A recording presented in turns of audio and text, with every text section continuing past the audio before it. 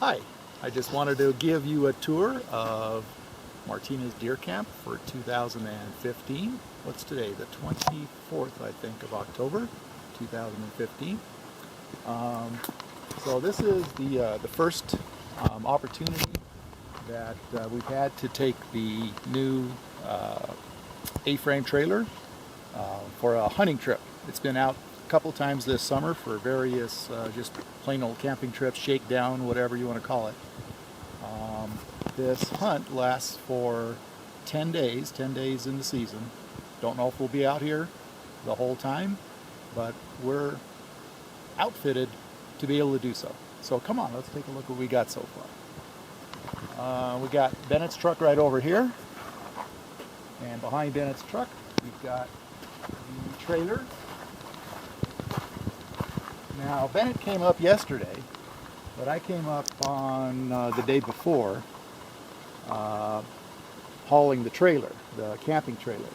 So I had to go to my mom's house and pick up the Ranger, which you haul with this trailer here. So I had two trailering jobs to get everything here. So there's the Ranger trailer. There's the Ranger.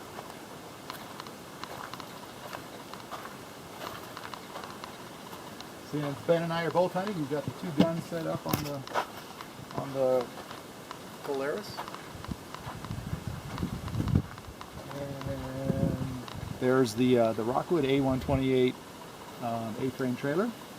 And over here we have our I don't know, what do you call it? It's the screen room, the hangout place, whatever. We do our cooking in there, lounging, relaxing. Right now it's lunchtime, if you're wondering why we're not hunting. The deer like to come out in the early and the late, and it's kind of warm right now, so we decided to come back to camp and have lunch, so that's what we're up to. So let's see, what else can we show? Oh, it was a little bit mucky getting in. So we've got all this concrete like mud. I was able to scrape some of it off, but man, this stuff is, it's sand and mud, but I'm going to have a heck of a time when I get this thing home. Oh, there we go, it's peeling a little bit. Did you peel this one off? Mm-hmm. Yeah. So yeah, it's going to be a nice job hosing all this mud down that the truck threw up on it. Let's see here. Shall we take a peek inside? Oh wait a minute, before we go inside, let's point out the 200 watts of solar panels.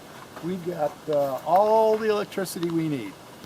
We've got 6 LED lights that we're running at nighttime in the screen house. Together they probably take, I want to say, 15 to 18 watts.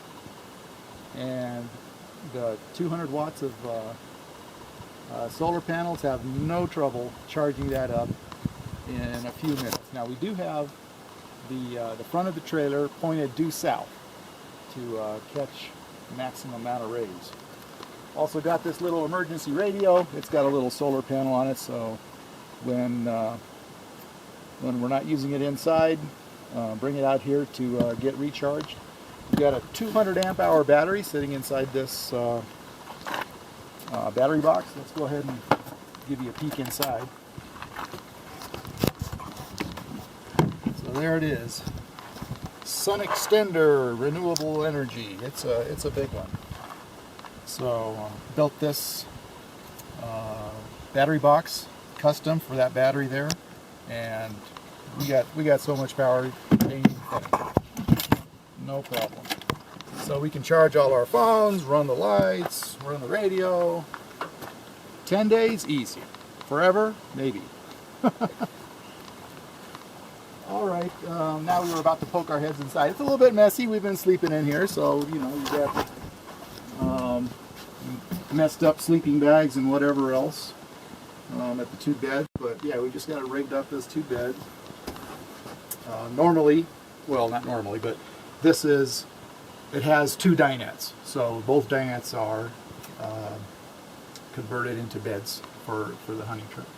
So it's real cozy in here. We've got we had a little trouble with the furnace when we first bought it. But we took it into our RV dealer and got that furnace straightened out. It doesn't get cold enough here, but we have an elk hunt coming up at the end of November into the first couple of days of December. And that's going to be like at 7,000, 8,000 feet. So you can be sure that we wanted to get that furnace going, running properly for that hunt. So yeah, it's a pretty simple trailer, but you know, it does the job. It keeps us warm and cozy. Right here is where the solar charge controller is installed. So if we take a quick look at this, it's telling us that we're fully charged, basically, because it's telling us that there's only 0.1 to 0.2 amps of charge current going into the battery right now. If I cycle through, okay, so it says that 0.8 kilowatt hours since we started camping has been restored to the battery. Battery voltage right now is 13.8 volts. The panels are up at 20.6. When there is a heavy current draw, when the battery needs a lot of recharging, you'll see this number go down. So this being so high tells you that there's really not much demand right now from the solar panels charging the battery, which they're fully charged. If you take a look at that little symbol right there, that says float. So, you know, 0.1, 0.2, there's almost no current going into the battery because it's so fully charged.